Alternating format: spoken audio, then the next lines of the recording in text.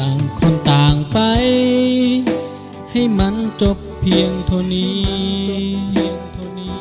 เรื่องราวดีๆคงบ่มีอีกแล้ว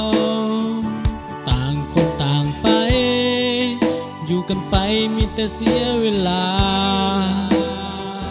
จบกันเถิดนาจบกันเพียงเท่านี้อย่าฮักกันเลยฮักไปยิ่งเจ็บซ้ำมันคงเป็นเวรกรรมที่เคยทำไว้ในชาติก่อน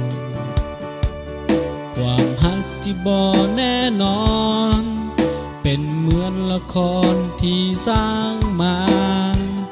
มีฮักต้องมีจากลาเท่านั้นอย่า